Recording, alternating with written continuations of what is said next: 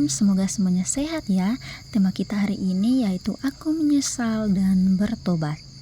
Adik-adik, hidup sebagai manusia baru tentu membutuhkan perjuangan karena begitu banyak godaan dan tantangan duniawi yang hendak menarik kita kembali kepada pola hidup manusia lama yang membuat kita jatuh ke dalam dosa.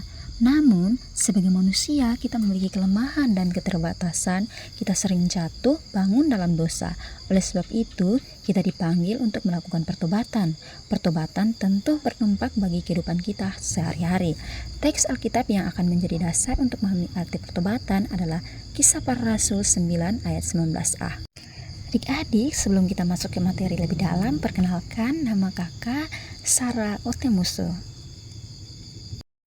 Nah, adik-adik, topik pertama yang akan kita bahas itu apa arti pertobatan. Nah, adik-adik, pertobatan menurut Kamus Besar Bahasa Indonesia berarti menyesal dan berniat hendak memperbaiki perbuatan yang salah dan sebagainya. Arti lainnya adalah kembali kepada Tuhan atau agama serta jalan yang benar. Salah satu ayat dalam Alkitab yang mengajarkan kepada kita tentang menyesal dan bertobat adalah Kisah Para Rasul 3 ayat 19 yang berbunyi, "Karena itu sadarlah dan bertobatlah supaya dosamu dihapuskan." Bertobat biasanya diidentik dengan kesalahan. Artinya, seseorang yang bertobat berarti sebelumnya ia telah melakukan kesalahan, lalu ia mengakui atau menyesali kesalahannya dan memperbaiki kesalahan yang sebelumnya ia lakukan. Nah, adik-adik, kita akan belajar dari kisah pertobatan Saulus. Pada waktu itu, Tuhan Yesus naik ke surga dan para murid kembali ke kota Yerusalem.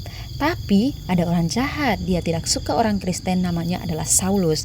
Dia tidak percaya kepada Tuhan Yesus. Saulus ingin mencari dan menangkap semua orang Kristen, laki-laki maupun perempuan.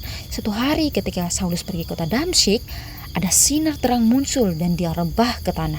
Ada suara bertanya, "Saulus, Saulus, mengapa engkau menganiaya aku?" Lalu Saulus menjawab, "Siapakah engkau, Tuhan?" Suara itu menjawab, "Akulah Yesus yang kau aniaya itu." Lalu tiba-tiba mata Saulus menjadi buta. Teman-temannya menuntut ia berjalan. 3 hari kemudian Tuhan menyuruh Ananias untuk menyembuhkan mata Saulus yang buta. Ananias menumpahkan tangannya ke atas Saulus dan berdoa agar Saulus dapat melihat lagi. Lalu selaputnya jatuh dan mata Saulus dapat melihat lagi. Kemudian Ananias membaptis Saulus dan memberi makan agar kekuatan Saulus pulih. Saulus tinggal bersama murid Tuhan Yesus dan berdoa serta belajar dengan Tuhan. Akhirnya Saulus percaya kepada Tuhan Yesus dan namanya diganti menjadi Paulus.